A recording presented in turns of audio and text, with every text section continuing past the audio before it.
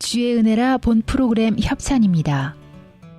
구당 침팀의 명가 김용석 한의원은 현대의학으로도 잘 치료되지 않는 만성 통증과 고질병, 교통사고 후유증을 전문 치료하며 각종 보험과 메디칼을 취급합니다. 김용석 한의원은 오렌지 카운티와 LA 두 곳에서 진료합니다. 주의 은혜라 오늘 이 시간은 유태인 코셔 인증의 고급 유기농 원료로 만든 유태인 특수 영양제 M3 셀라케어에서 제공해주고 계십니다.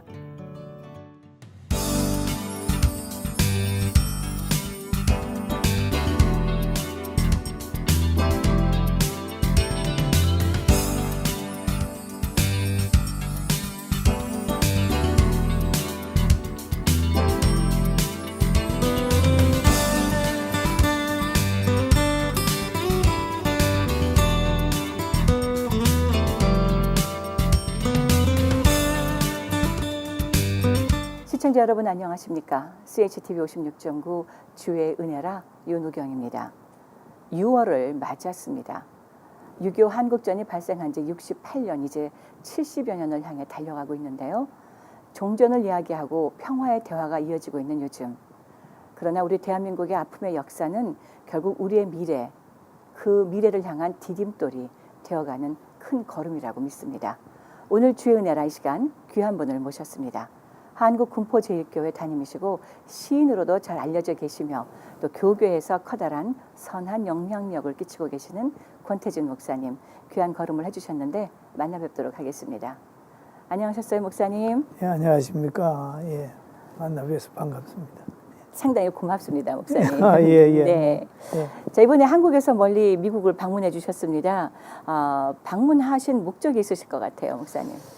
예, 그 어떤 신학대학의 신학교 졸업식에 초청을 받아서 거기에 들려서 여러 곳을 좀 둘러봤습니다. 아, 그러셨군요. 네.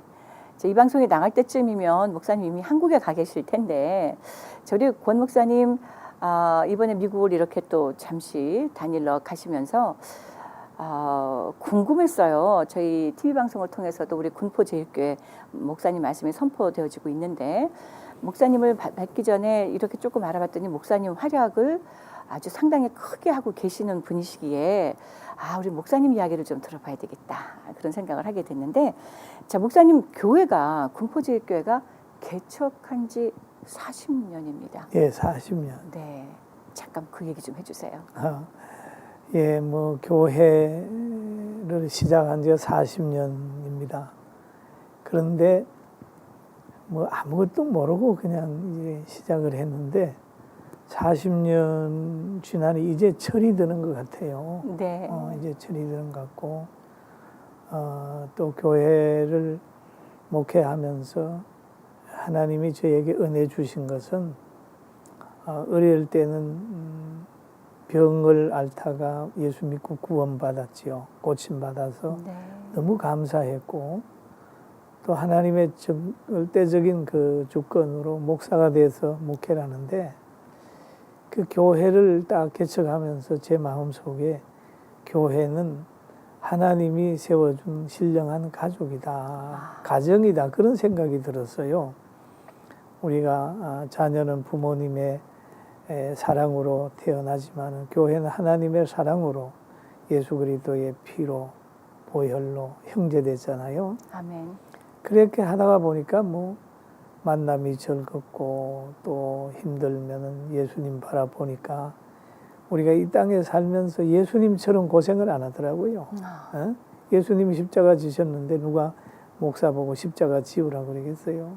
그래서 늘 목회하면서 참 즐겁게 했던 그것이 지금 한 40년 좀 됐습니다. 네, 목사님 교회가 갖고 있는 특징이 좀 있다고 들었습니다. 요즘에 한국이 저출산율 하면서 주일학교 없어지는 교회들이 많다라는 소식이 전해지잖아요. 그런데 군포제일교회는 그게 아니다라고 하셔서 목사님 그 무슨 내용이 있을까요? 사실 교회 교육이나 사회 교육은 어릴 때 좌우하더라고요. 네. 그래서 제가 개척한 지 한 1, 2년 지난 후에 선교원을 시작을 했어요. 아, 네. 그래서 선교원을 시작해서 지금도 선교원 하고 있어요. 예. 제가 선교원 원장입니다. 그래요. 예. 그 선교원의 목적은 뭐죠? 그 보통 사회에서는 어린이집이나 유치원이잖아요. 네. 교회는 그 선교원을 세우는 건데 선교원은 정부에서 지원이 안 돼요. 예. 그래서 어린 아이들을 어린이집 가정을 하되 정부 지원 안 받고 교회가 자체적으로 합니다. 아, 그러니까 저는 선교원 해서 이제 멀리 땅끝까지 선교 아니 생각했지만 어린 그게 아니라 아이들을 가정의 선교원이군요. 예예예 가정 어린 아이들을 뭐 이제 5세부터 쭉 해서 선교원이라고 그러죠. 옛날에 그 이강모 목사님이 어린이 선교 신학을 했잖아요. 네. 그때부터 시작을 한데 지금 그쪽은 안 하지만 우리는 지금 하고 있어요. 아, 선교원으로 어린아이들의 포커스를 두고 계시는. 예, 그래서 지금까지 쭉 한 30년, 35년쯤 하다가 보니까 그 아이들이 초등학교 가고 중학교 가고 고등학교, 대학교 나와서 지금 선교원 출신들이 결혼해서 아이 낳아서 출산해가지고 다시 선교원 보내고 있습니다. 예. 예. 왜 그게 목사님 중요하다고 생각을 하셨어요? 뭐 자녀 교육은 다 중요하잖아요. 물론요. 신앙 교육이 너무 중요하다는 걸 생각했기 때문에 어려서부터 그걸 시작을 한 거죠. 그러다가 보니까 그게 인재가 키워졌고 오늘날 한국 교회에 뭐 주일학교가 없어진다라고 그렇게 얘기할 때도 지금은 우리 애들은 그렇지 않아요. 차고 넘칩니다. 그래요. 예. 네. 어찌 보면 많은 교회들이 예배 드릴 때 어른들의 예배에 방해 놓을까봐 어린 학교, 주일학교는 이제 별도처럼 생각해 버리는 경우들이 없지 않아 있는데 목사님은 오히려 그 어린아이들을 중심으로 목회를 하셨던 거잖아요. 자, 교회에게 우리 대한민국에 왜 이런 게 또 필요한지 이런 얘기를 조금 해주시면 어떨까요? 예, 그렇죠. 아이들에게는 첫째는 경제력이 없어요. 네, 아이들 교육엔 투자만 있잖아요. 맞습니다. 그러니까 근시안적으로 보면 아이들은 짐스러워요. 네, 그러나 보통 선교원이나 목회를 하면 30년은 내다봐야 돼요. 30년을 내다보고 계속해서 교육하고 투자하고 해야 되거든요. 그래서 어른들에게는 아이들을 통해서 굉장히 그 위로를 받게 하고 또 아이들은 어른을 통해서 역사를 배우게 하는 거죠.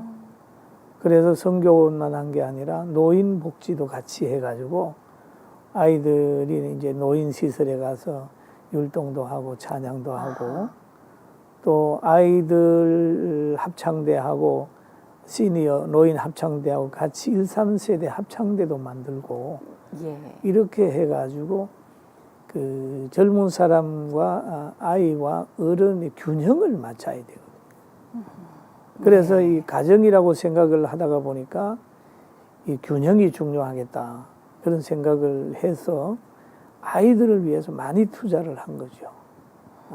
그러다 보니 지금도 제가 선교원 원장인데 네, 그거는 뭐 아이들을 잘 먹이고 잘 입히고 또 교사들을 잘 돌아보기 위하여서 내가 포지션을 지금 가지고 있습니다. 네, 목사님 지금 선교 원장이라 그러셨는데 네. 그 선교원이라는 것에 대한 개념 정리를 좀 해주셔야 될 것 같아요. 우리 시청자분들도 저도 선교원 하면 아까 말씀드린 것처럼 선교사들이라든가 선교지를 나간다든가 한 생각을 하게 되는데 지금 어린이가 완전히 포커스가 되어 있습니다. 목사님 어떤 개념입니까? 예, 그냥 어린이들을 모아서 어린이집을 그 선교원이라고 그랬어요. 아하, 네, 어린이 선교. 예, 어린이집을 선교원이라고 뭐 그렇게 표현을 했는데 그 다른 사람들이 보면 뭐 생소할 수도 있는데 네. 한국에서는 그것이 통상적으로 통하는 겁니다. 아, 그렇군요. 선교원, 네네. 뭐 유치원 뭐 개념이죠. 그래요. 예. 어떤 일들이 일어나나요? 그 속에서는? 그쪽에서는 뭐 어린이 전공한 사람들이 와서 유치원처럼 어린이집처럼 운영을 하고 있죠. 졸업을 하게 되면 졸업하게 되면 이제 초등학교 가겠죠. 네. 초등학교 가면 또 열심히 있는 애들은 방과 후로 연결이 돼요. 학교 오면. 그 다음에 방과 후가 끝나고 중학교 가면 이제 겨울, 여름에 방학 때 복지학교를 해요. 복지학교. 그러면 이제 그 다음에 청년 되고 장년 되면 그 우리 하는 법인에서 하는 그 시설에 가서 봉사하게 되고 또 노인들 뭐 치매 앓는 분 계시면 요양원 만들어서 보내고 좀 그렇게 하고 있습니다. 목사님이 교회가 주일 예배 드리러 오고 성경 공부하고 끝나는 그런 개념의 교회가 아니고 한 커다란 그 타운을 다 영향력을 끼치고 있는 공동체적인 이야기를 해주고 계시거든요, 목사님. 결국 목사님의 군포제일교회 목회 철학이 그 안에 담겨 있다고 싶은데 어떠세요? 뭐 저는 교회를 가정으로 보니까요. 네. 신령한 가정이다, 신령한 가족이다 생각하니까 아이들 태어나면 아이들 교육기관 만들고 보호기관 만들고 어른들 건강한 어른들 위해서는 어른 일자리 만들고 실직자들 위해서는 그들이 일할 장소를 만들고 그 다음에 뭐 치매 걸리면은 요양원을 만들고 그렇게 만들다가 보니까 상당히 여러 기관을 만들어서요. 큰 도시 하나 같아요. 큰 나라 하나 같고요. 나라 안에서 해야 되는 모든 일들을 군포제일교회가 감당하고 있다는 느낌으로 다가오거든요, 목사님. 뭐 그렇게 말한 분들이 계시는데 뭐 그렇게 큰 정도는 아닌 것 같고 가장 중요한 거는 교회가 최고의 복지기관이거든요. 아멘. 네. 교회가. 네. 그러면 교회에 우울하고 힘들어하는 분들이 교회에 나오셔서 희망을 가지고 소망을 가지고 기뻐하면서 돌아가잖아요. 아멘. 네. 그러면 그분들이 하나님 말씀을 받았으면 그 실천할 수 있는 장소가 필요해요. 예를 들어서 음식을 실컷 먹었으면 운동해야 되잖아요. 그렇죠. 그럼 들었으면 실천하는 장소. 그게 바로 복지기관이거든요. 자원봉사하고 이렇게 실천하는 거죠. 그래서 우리 그 기관에 종사하는 분들만 해도 한 300명 될 겁니다. 그 유료 네. 기관이죠. 그럼요. 시니어나 뭐 장복이나 뭐 푸드뱅크나 뭐 이런 기관에 근무하는 분들이 그 정도 돼요. 그렇군요. 예. 네. 자, 목사님, 그러니까 결국 교회는 혼자 이렇게 개체적으로 교회라는 개체로 따로 있는 것이 아니라 울타리를 넘어 이웃과 계속적인 지속적인 유대 관계 속에서 함께 성장하고 함께 생활을 영위해 나가는 것이다라는 그 개념이 그 속에 뿌리박혀 있는 거라는 생각이 드는데, 자, 목사님 활동하시는 거 이 많은 거를 보니까 한국 교계에도 굉장히 큰 영향력을 끼치고 계시더라고요. 자, 목사님, 교회가 왜 이 지역과 내로를 가져야 되며 이런 구체적인 모습들 속에 이런 연결고리를 가지고 있어야 되는가? 목사님 그 이유를 좀 말씀해 주시면 어떨까요? 뭐 간단해요. 교회는 사실 신령한 가정이기 때문에 가정의 개념이 그렇잖아요. 힘 있는 사람이 섬기고 힘 없는 사람이 보호받아도 불만이 없는 곳이 가정이라면 교회 역시도 그래야 되거든요. 그리고 또 교회를 자꾸 교회가 부흥한다 그러는데 요즘에 부흥되는 걸 보면서도 괴롭잖아요. 왜 괴롭냐 하면 수평이동이 이루어진단 말이에요. 그러면 작은 교회에서 큰 교회로 수평이동이 될 때 큰 교회에 있는 분들은 좋아할 것만 아니에요. 그게 한국 교회의 토양에 별로 유익이 없단 말이에요. 네. 그리고 또 한 가지는 왜 교계 일을 하느냐 그 소리 좀 들어요. 목회만 하지 뭘 한국교회 그러냐 그러는데 있을 수 있지요. 크게 보면 제가 노회장도 거치고 총회장도 거치고 한국장로교회 대표회장도 거치고 지금도 내가 한교연의 상임 대표거든요. 네. 그걸 가만히 보면서 왜 이렇게 해야 되는가 생각해 보니까 우리가 생각해 팔당 댐이 터지는데 정원 가꾸고 있을 때는 아니잖아요. 맞습니다. 교계 전체에 문제가 생기는데 내 혼자 우리 교회만 잘한다고 앉아 있다고 하면 하나님이 기뻐하지 않겠다라는 네. 생각을 해서요. 예. 그래서 이제 교계에 나가서 될 수 있으면 한국교회 하나 되어야 된다. 예? 이단들이 득세하는 여기에서 참 그들이 득세하지 못하도록 역사도 좀 하고 하나 되어야 된다. 라는 생각에서 밖에서 나가서 뛰는데 그건 제가 뭐 하고 싶어 되는 것도 아니고 다른 사람들이 요구를 하고 추대를 하니까 제가 나가서 일하는 거거든요. 그렇죠. 그러는데 하도 다른 사람들 보면 명예에 대한 걸 추구한다고 야단치니까 제가 생각하기는 지금이라도 당장 그만두고 교회에 들어 앉았으면 좋겠다는 생각도 가끔 합니다. 그래요, 목사님. 네. 예, 예. 요즘에 한국 교회가 얼마나 많이 손가락질을 받습니까? 네. 그럼에도 불구하고 목사님 같은 그런 목사님 같으신 분들이 이제 좀 더 조금 더 긍정적인 선한 영향력을 끼칠 수 있도록 역할을 감당해 주시는 게 복된 일이라고 생각을 합니다, 목사님. 그런데 왜 한국 교회가 오늘날 이렇게 손가락질 끝에 서 있을까요? 근데 두 가지거든요. 네. 눈을 두 개 있는 원숭이는 눈 하나 있는 원숭이 동네 가면 눈 두 개 있는 게 병신이에요. 네. 그 문제를 교회에서 찾을 수도 있지만 사회에서 찾을 수도 있어요. 네. 그러니까 교회를 부정적으로 보는 이념을 가지고 있는 사람들이 만들어낸 교회에 대한 불신, 이것도 무시 못하는 거예요. 네. 그러니까 그렇다고 교회가 뭐 100% 잘못했다 소리는 아니거든요. 그러나 한국 교회는 어떤 의미에서 억울하게 많이 당하고 있다. 예. 그리고 또 그렇다고 해서 한국 교회가 100% 잘했다. 그것도 아니에요.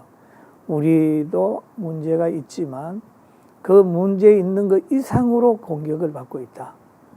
그렇잖아요. 예, 상당히 동의되어지죠. 예. 예. 그러니까 불신자 입장에서 교회를 나무라는데 동조하면 안 되는 게 역시 우리가 아는 예수님이 무슨 죄가 있어서 십자가 지며 네. 무슨 죄가 있어서 군중들로 하여금 그렇게 배척을 당했을까요? 네. 마찬가지거든요.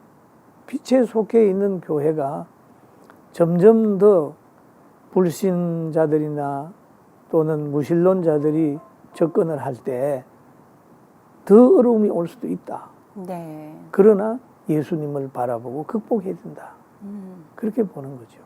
네.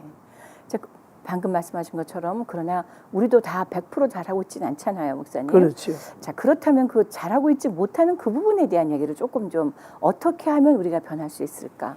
어떻게 하면 조금 더 잘할 수 있을까? 그런 예. 얘기를 좀 나눠주시지요. 그럼요. 그 참 좋은 질문해 주셨는데요. 사실 우리 한국 교회가 너무 보여주기식으로 물량주의로 갔던 부분들이 있어요. 네. 그리고 한국 교회가 역사의식에 대해서 너무 무시했어요. 예, 성경 구절이 생각나는데 네. 출애굽기 1장에 보면 예. 그 요셉을 알지 못하는 왕이 그 나라에 집권함으로 그 이스라엘 백성들에게 굉장히 고통을 주거든요. 예. 그러면 요셉이라고 하는 사람은 사실 애굽의 영웅이잖아요. 7년 대가뭄에서 민족을 살려낸 사람이잖아요. 그것을 알지 못하는 왕이 그 나라를 다스림으로 이스라엘 백성들이 나중에 전쟁이 일어나면 그들 편에 서가지고 자기들을 대적할까봐 했단 말이에요. 네. 그런 것처럼 우리도 아름다운 인물들을 우리가 가르쳐 주지 않은 거예요. 대한민국 이야기를 하면 건국한 사람들이 어떤 정신으로 했는지를 교회가 가르쳐야 되고 또 우리나라 조만식 장로님 같은 분 얼마나 귀해요. 그 다음에 그 손양은 목사님 같은 네. 분을 귀하잖아요. 이런 분들, 주기철 목사님 같은 분들이 한국 교회 속에서 소개되지 않았다는 얘기죠. 그래서 그분들을 다 모르고 교회가 130년, 100년 동안 건세사 속에서 역사를 했는데 그것을 후손들에게 소개를 안 한 거예요. 예. 그러니까 젊은이들이 말하기를 한국 교회가 한 게 뭐냐. 그런데 한 게 없습니까?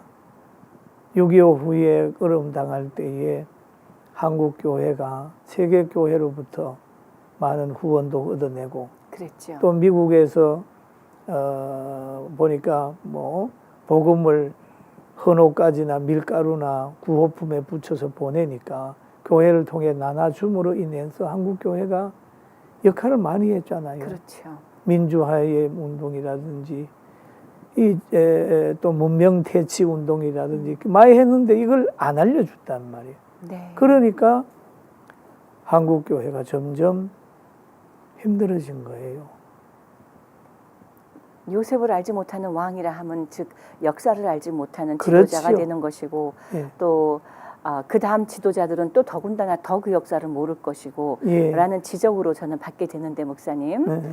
지금도 신학교에서도 한국 교회 역사 이런 것들은 많이 안 가르치나요? 예, 지금 뭐 안 가르치는 걸로 제가 압니다. 그래요. 네. 우리가 청교도의 역사를 가르친다면 장대연 교회 역사도 가르쳐야 되거든, 평양에. 네. 그런데 그게 지금 잘 소개가 안 되고 있거든요. 그러니까 이런 문제를 우리가 조금 생각해 봐야 되고 앞으로 아까 요셉의 얘기가 나왔는데 요셉에 대해서 그들이 알았다면 그런 결정을 안 했을 겁니다. 네. 예? 요셉이라고 하는 가문에는 용서하는 가문이고 아주 귀한 가문이거든요. 그렇죠. 예. 그러니까 자기들 생각으로 굉장히 핍박을 하고 모세가 태어날 때 남자를 죽이라고 할 때 아닙니까? 그렇죠. 근데 이 사람들이 정책 실패예요. 네. 원래 역사를 이어가는 거는 남자가 아니고 여자예요. 네. 그런데 여자들은 그냥 놔두고 남자만 없애라고 그랬거든. 그러니까 하나님이 결국 모세를 바로 왕궁에 집어넣어 가지고 거기에서 키우잖아요. 그렇죠. 그런데 제가 생각하기는 우리 한국 교회나 또 우리 세계 교회는 희망이 있다. 왜? 예수님만 바라보면 그 애굽에서 살아남았던 것처럼 우리 한국 교회도 어려움 속에서도 분명히 희망이 있다는 생각 때문에 늘 그 가운데서도 저는 즐겁게 지금 살아가고 그렇군요. 있습니다. 예. 네. 자, 목사님, 여러 교단에서도, 그 다음에 또 많은 연합체에서도 목사님이 이런저런 아주 긍정적인 영향력을 미치고 계시는 지금 이때에, 자, 목사님, 우리 한국 교회가 특별히 지금 이 역사의식의 회복도 문제겠지만 그 이외에 또 우리가 정말 중점적으로 관심을 갖고 기울여야 되는 것이 한두 가지 있다면 어떤 것들을 먼저 말씀해 주실지 궁금합니다. 제일 중요한 거는 성경으로 돌아가라. 아, 네. 예수님께 돌아가라. 아멘. 가장 기반이거든. 네. 그 예수님께 돌아가지 않고 하는 모든 것들은 불안한 거예요. 예. 반석 위에 교회를 집을 짓는 것처럼 말씀으로 돌아가자. 신학교도 그렇게 돼야 되고 교계도 그렇게 돼야 되고 그리고 예수님을 바라보고 교회가 뭔지를 이해를 해야 된다. 그런데 교회가 뭔지가 지금 이해를 못하고 있는 거거든요. 왜냐하면 뭐 예를 들어서 설교는 짧게 뭐 교재는 길게 네. 라고 하는 이 얘기는 농담처럼 들리지만은요, 하나님 앞에 말씀 듣는 거는 짧게, 우리끼리 노는 시간은 길게. 그런다면 이미 인본으로 가는 길목에 있단 말이에요. 그렇죠. 그럼 이런 한마디, 두마디 속에서 우리가 시정해야 될 게 많고 또 한 네. 가지는 한국 교회가 지금 명예나 물질주의나 여기에 너무 많이 깊숙이 빠져 있고 또 이단과 정치적인 여기에도 너무 결탁되어 있는 부분들이 있다는 지적을 하는 사람들이 여러 분 있어요. 예, 그거는 우리가 염두에 둬야 될 것 같고 또 한 가지 요즘에 한국 교회는 뭐 세습이니 뭐니 뭐 해가지고 문제 많잖아요, 그죠? 많지요. 그죠? 네. 그런데 그게 사실 상당히 지금 교회가 오해받는 거예요. 왜냐하면 세습이라고 하는 말은 성경에 없어요. 네. 신학적 뒷받침이 없는 말이다. 그 다음에 세습이라고 하는 말은 오히려 법을 만들어 가지고 이렇게 했는데 그거는 성도들이 기본권이나 이런 거를 교권이 오히려 어려움을 갖다 주고 있는 거다. 아하.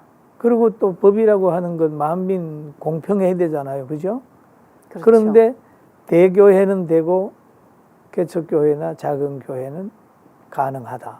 네. 라고 하는 그런 논리에서 간다면 그 법은 바른 법이라고 볼 수는 없다라고 하는 학자들의 논리도 있어요. 그래요. 예. 네. 예. 생각할 게 많은 부분들의 이야기들을 지금 해주고 계시는데요, 목사님. 예.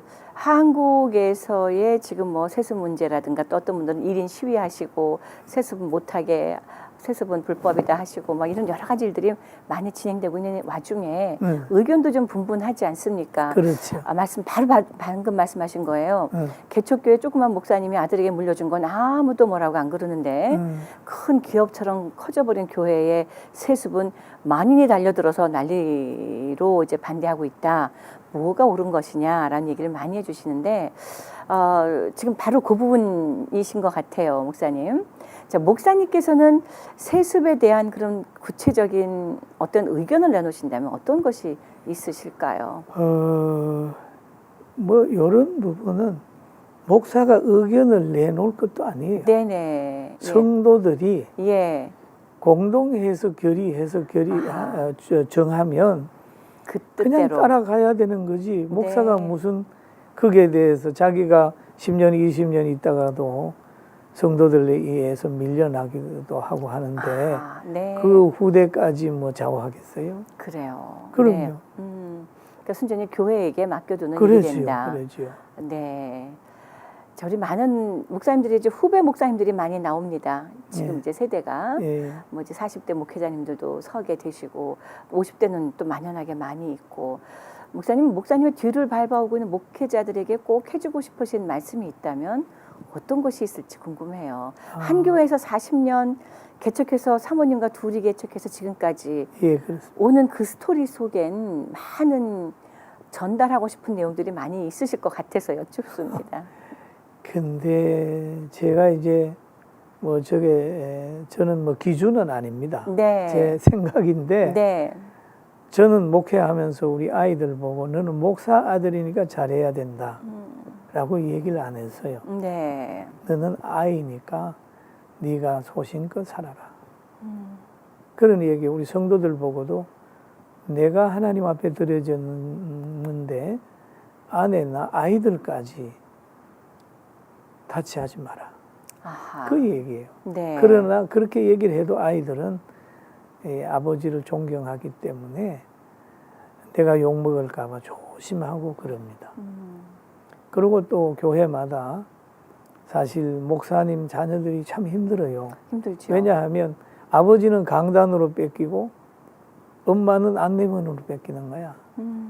그러면 집사람 권사님 자녀들은 뭐 손잡고 와가지고 엄마가 봐주는데 목회자 자녀들은 어디로 갑니까? 그렇죠. 네? 네. 그런 거를 아이들이 눈물 나는 그런 환경을 우리가 헤아려 줘야 되잖아요. 그죠? 네. 그렇게 하는 거고 또 목회하면서 힘드는 분들은 이런 생각하면 돼요. 속 썩이는 사람이 있을 수 있어요. 있죠. 하나님이 연단하심이 있습니다. 그럴 때는 이렇게 보세요. 자녀도 속 썩이고 성도도 속 썩이는데 없는 것보다 낫지. 아하, 네. 생각을 예. 하면 네. 얼마나 귀합니까? 그러니까 없는 것보다 낫잖아요. 와서 앉아 설교 듣는 거 보면 귀하잖아요. 뭐 없는 게 낫는 사람도 있을 수 있겠지만은 네. 대체적으로는 없는 것보다 낫지. 예수님보다 내가 편한데. 그래, 맞아. 사람은 완전하지 않아. 타락성을 가지고 있어. 라고 생각을 하고 하나님 앞에 기도하면 마음의 평안함이 있을 겁니다. 네. 예. 목사님 옆에서 가까이 이렇게 뵙고 나니까 마음의 평안이 어디서 오는지 같이 그냥 전달이 되는데요, 목사님. 예, 예. 이민 사회를 한번 같이 바라보고 싶어요. 목사님이 예. 이번에 미국을 방문하시고 미국에 뭐 저를 포함해서 오래되면 30년 또 40년, 50년 전에 오신 분도 계시고 최근에 또 이제 잠시 단일로 오시거나 1, 2년 사시는 분들도 계시는데 그 다양한 문화권 속에서 사실 이민 사회가 선교지이기도 하거든요, 목사님. 이민 목회가 한국 목회하고는 또 다를 것이고요. 어떤 시각을 갖고 한국 쪽에서는 우리 이민 사회를 바라보고 계시는지도 궁금하고요. 이민 사회의 선교라면 또 본국에서는 어떤 시각을 갖고 품어주고 바라봐야 될까? 800만 한인 디아스포라고 합니다, 목사님. 결국은 선교지 끝에 와 있잖아요. 예. 어떤 위로와 도전을 주실 수 있으실지요, 목사님? 예, 나는 이민 사회에 있는 목사님들을 상당히 존경해요. 네. 왜냐하면 지난 주간에도 어느 교회를 갔는데 목사님이 참 말씀으로 잘 성도들을 이렇게 케어하는 모습을 보고 너무너무 감격했어요. 네. 정말 이렇게 흩어져 있는 분들에게 복음으로 이렇게 붙들어준다 생각하니까 너무 감사해서 제가 예배 마치고 손을 잡고 너무 고맙다고 네. 그런 얘기를 했어요. 네. 그런데 사실 이민사회에는 떠나본 경험이 있는 분들이 모이잖아요. 그러니까 한국에는 정문화라고 하는 게 뿌리가 있어서 싫어도 좀 이렇게 잘 견뎌주는 게 있는데 이민사회는 떠나본 경험이 있어서 싫으면 빨리 표현되고 떠나는 걸 주저하지 않는 것 같다라고 하는 생각을 하고요. 정말 이제는 과거에는 뭐 이민사회가 좀 이렇게 한국보다 신앙이 없는 것처럼 보여졌지만 지금은 오히려 이민사회가 더 순수하고 또 더 아이들도 더 순수하게 잘 자랐고 목회자들도 더 보수고 잘한다 하는 생각을 가지고 있습니다. 저 개인적인 생각이지만은 그런 생각을 가슴에 담고 있어요. 네. 이민 목회가 안 쉽다고 하잖아요, 목사님. 목회자님들에게 좀 도전도 주십시오. 위로도 좀 주시고요. 네. 개척하시고 애쓰시는 목사님들 너무너무 많이 계셔서요. 참 힘들 거예요. 네. 예, 이민 목회하는 존경하는 우리 동역자 여러분, 정말 힘들고 어려울 때는 주님 바라보는 방법밖에 없어요. 이민사회만 힘든 게 아니라 한국에는 지금은 더 힘듭니다. 한국은 뭐 종교인 가세니 또 아니면 이단들의 득세, 네. 또 정치적인 압박, 또 사상적, 지역적 갈등, 이게 전체 종합적으로 교회 안에도 그런 기미가 나타나고 있는 부분들을 종종 봅니다. 그러니까 한국 교회를 위해서 오히려 목사님들이 기도해 줘야 되고 성도들이 기도해 줘야 되는 그런 형편에 와 있지 않나 하는 생각을 합니다. 예. 네. 제 목사님 40년이 결코 짧지 않습니다. 한 교회에서 개척하고 지금까지 새로운 또 건축도 최근에 하신 걸로 얘기가 들려졌고 또 목사님이 쉽게 말씀하셨지만 어린아이서부터 노년까지 다양한 시각을 가지고 다양하게 품고 계시는데 이게 사람의 지혜였을까요? 하나님이 주신 어떤 것에 대한 따름이었을까요? 목사님 평생을 이렇게 돌아보신다면 어떤 부분에서 이것이 바로 주의 은혜였구나 하는 그런 부분이 특별히 나눠주실 부분이 있으실까요? 마침 저희 프로그램이 주의 은혜라서 여쭙습니다. 뭐 주의 은혜지요. 사는 것이 은혜고 저는 이제 하루에라도 5세에서 95세까지를 동시에 만나거든요. 아, 예. 그럼 성교원 가면 아이들 만나고, 또 노인 일자리 하는 데 가면 어르신들 만나고, 또 교회 오면은 만나고, 요양원에 또 우리 요양원을 합니다. 거기에 가면 또 누워있는 분들 만나고. 그런데 제가 그분들에게 잘해주려고 생각은 안 해요. 그냥 가족이라고 생각하고 더불어 산다는 생각이지요. 네. 잘해준다고 하면 잘해줄 에너지가 저에게 없잖아요. 그래요. 사람이 누구를 품고 누구를 섬기고 그럴 에너지 없어요. 그냥 더불어 살다가 보면 서로가 에너지가 되고 서로가 감사가 되고 네. 에너지는 하나님의 말씀인가 예수님의 사랑을 깨달는 건 그게 이제 에너지인데 그걸 가지고 더불어 사는 거죠. 그리고 제가 이제 우리 교회 성도들 중에 암이 걸리든지 상당히 어려움을 당하게 되면 나의 핸드폰에 들어와요. 그분들은 제 핸드폰에 넣어서 네. 2, 3일에 한 번이라든지 전화해서 같이 얘기합니다. 어떠냐. 그게 그 원리를 오래전에 깨달았어요.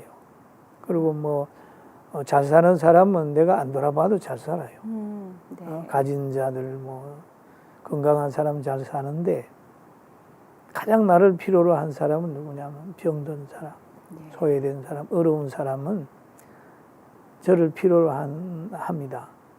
역시 그게 이제 가정의 원리에서 적용이 되는 건데 병들면 엄마가 아이 데리고 자잖아요. 그리고 건강할 때는 형제들까지 놀라고 그러고 100일도 그렇고 다 부목사들이 다 하고 어려움 당하는 사람만 이제 네. 그렇게 하는 거죠. 아, 가정이라 교회는 곧 가정 아니냐라는 말씀의 깨달음이 전 이제야 좀 다가옵니다. 아, 가정 그러면 왕할아버지, 왕할머니가 계시고 이제 막 태어난 증손주들도 다 있고 모든 한 가족의 움직임이 다 그냥 자연스럽게 그렇다고 그 속에서 싸움이 없는 것도 아니고 다툼이 없는 것도 아니고 그러나 그것이 그냥 내추럴하게 보여져지는 그리고 가장되는 아버지 혹은 엄마가 일일이 구석곳에 필요한 혼자 잘하는 사람들은 놔두고 혼자 잘 못하는 사람들을 테이크케어 해주신다라는 그런 그 개념이 지금 이제 막 전달이 됐거든요, 목사님. 인터뷰는 이제 끝나가야 돼요, 목사님. 자, 그런데 예. 각 교회들이 이것을 다 정돈하고 있지 못하잖아요. 각 교회들은 잘 나가는 사람들하고만 운동되어지는 것들이 많아요. 어떻게 우리가 이 방향 전환을 할 수 있을까요? 그 교회마다 은사가 있어요. 네. 해외 선교하는 교회, 교육하는 교회, 사회봉사하는 교회, 또 이렇게 교육하는 교회 이렇게 있거든요. 네. 그러니까 근데 또 어느 교회에서는 잘 사는 사람들이 다 모여가지고 또 그게 에너지 가지고 선교도 하고 하는 거 네. 긍정적으로 봐줄 수도 있는데 네. 너무 잘 사는 사람들끼리 모이면 가난한 사람들은 그게 못 끼지요. 네. 그런 거 있는데 하나님께서 베드로에게 바울에게 요한에게 주신 은혜가 따로 있듯이 이 세계 교회에게도 각자 그 교회만이 이 하나님으로부터 받은 소명이 있을 거라고. 네. 그래서 그런 사명 그걸 보면서 이해하는 거죠. 우리 교회처럼 해라가 아니고 나처럼 네. 목회해라는 거 아니고 네. 나는 이렇게 목회하지만 당신은 당신의 방법으로 하나님이 주는 은사대로 하는 게 좋겠다. 그렇게 넓게 봐야 되지 내만 옳다고 네. 그러면 문제가 생길 수 네. 있죠. 예. 네. 우문의 현답으로 주셨습니다, 목사님. 네. 자, 목사님, 이제 마무리를 져야 되는 시간이 가까이 오고 있는데요. 예, 목사님, 우리 이 지역에 살고 있는 성도들이 참 안 쉬워요. 특히 이제 신앙생활도 쉽지가 않아요, 목사님. 그러나 아까 말씀하신 것처럼 성경으로 돌아가야 된다, 근본으로 돌아가자라는 말씀을 해주셨는데 사실 먹고 사는 문제들이 혹은 본인의 신변의 문제라든가 이런 것들이 앞에 가로막히고 있으면 성경보다는 어떤 현실에 먼저 부대낌을 먼저 당하게 되는데 자 목사님 그런 아비의 심정으로 교회를 한 가정으로 바라보는 그런 심정으로 목사님 저희 방송국에 오신 김에 우리 시청자 여러분들께 권면 혹은 위로 이런 말씀을 한 2, 3분 전해주고 예. 가시면 어떨까요? 예. 저희 시청자 여러분들이 우리 목사님 설교를 이미 많이 보고 계십니다. 보고 은혜 받고 계실 텐데 이참에 한 2, 3분 시간 내셔서 말씀 좀 전해주십시오. 예. 여러분 참 이렇게 고향 떠나서 미국에 와 사시는데요. 어떤 분은 미국에 오고 싶다는 사람이 한국에 많이 있어요. 네. 그리고 여러분 좋은 곳에 와서 공기도 좋고 참 아름다운 곳에 잘 사시네요.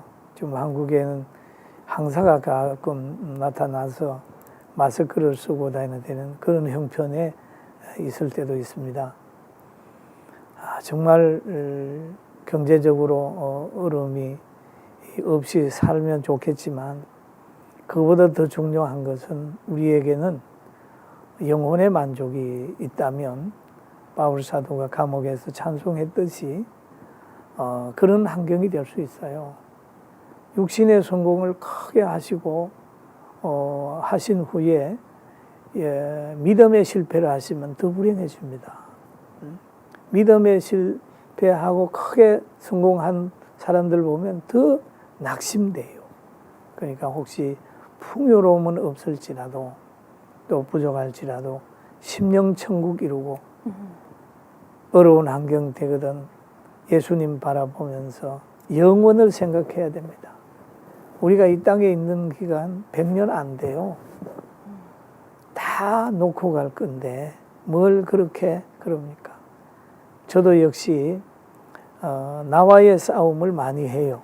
나도 지금 나이가 들어서 돈이 보입니다. 나도 좀 편하게 싶고 좀 가지고 싶고 또 그런 게 보여요.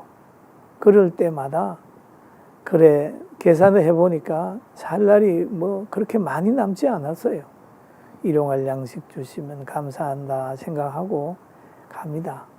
목회하시든지 성도 여러분들 정말 이 어려운 곳에 오셔가지고 서로 간에 가족처럼 보듬으며 살아야 되지 서로 왈가불가하고 편 나누고 살면 더 힘들어져요. 내가 꼭 부탁하는 것은 화목하시면 좋습니다. 그리고 우리 대한민국 위해서 꼭 기도해 주세요. 남북 통일 우리가 돼야 된다고 기도를 합니다만 자유 없는 통일, 신앙의 자유 없는 통일, 평화 없는 통일은 아무 의미가 없어요. 이걸 위해서 여러분 꼭 기도해 주시고 내내 건강하시길 바랍니다. 오늘 함께한 여러분들 너무 감사해요. 고맙습니다. 네. 예, 자유 없는 복음이 빠진 화합은 사실 진실한 화합은 아닐 거란 생각을 갖게 됩니다, 목사님. 일단 대한민국의 통일이 눈앞에 있을지라도 그 안에 우리가 그 자유롭게 복음을 이야기하고 자유롭게 기도할 수 있는 그런 환경 속에서의 통일을 저희도 함께 또 꿈꾸고 기대하겠습니다, 목사님. 자, 이제 방송을 마무리해야 될 쯤에 혹시 목사님 나 이 얘기는 꼭 하고 싶었는데 하시는 부분이 혹시 있을까요? 뭐 다 이 얘기를 했어요. 네. 했는데 갑자기 이제 이거 뭐 준비도 없이 와서 네. 이런 얘기 저런 얘기 해서 혹시 내가 안 할 말 한 거 없나 그런 생각도 하는데 다 성령님 인도한 줄로 알고 그냥 여기에서 마무리하고 보는 시청자들에게 감사하고 오늘 특별히 방송국에 감사하고 또 이렇게 주의 은혜를 담당한 프로그램 하시는 분들에게도 감사를 드립니다. 네, 목사님 오늘 귀한 시간 대단히 감사드립니다. 고맙습니다. 네, 자 그렇습니다. 자, 우리에게는 또 불현듯 생기는 일들이 있지요. 그러나 그 일 속에서도 우리 하나님께서 분명히 인도해 주시는 바가 있을 거라고 생각합니다, 목사님. 자, 이제 6월 곧 있으면 며칠 후에 우리는 6.25를 또 이제 기념하게 되는 시간들이 있는데요. 우리의 아픈 역사일수록 우리는 더 많이 기도하고 기억해야 되는 부분이 있다고 생각합니다.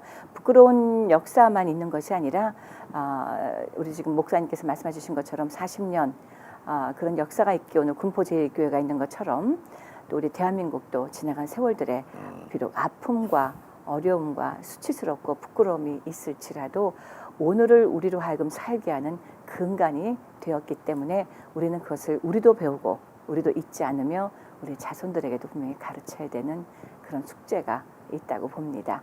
자, 오늘 준비한 것은 여기까지입니다. 지금까지 함께 시청해 주신 여러분께 인사드리고요. 감사드립니다.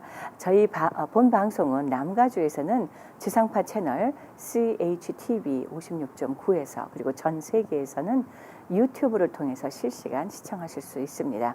또 본 방송은 AM 1650과 1230에서도 여러분들과 만나뵈고 있다는 것을 알려드립니다. 시청해 주신 여러분 고맙습니다. 진행의 윤우경이었습니다. 목사님 고맙습니다. 고맙습니다. 김용석 한의원은 현대의학으로도 잘 치료되지 않는 만성 통증과 고질병, 교통사고 후유증을 전문 치료하며 각종 보험과 메디칼을 지급합니다. 김용석 한의원은 오렌지 카운티와 LA 두 곳에서 진료합니다. 주의 은혜라 오늘 이 시간은 유태인 코쇼인 중에 고급 유기농 원료로 만든 유태인의 특수 영양제 M3 셀라케어에서 제공해 주셨습니다. 유태인 특수 영양제 M3 셀라케어 연락처는 213-435-9600, 213-435-9600로 해주십시오. 정직한 마음으로 권합니다.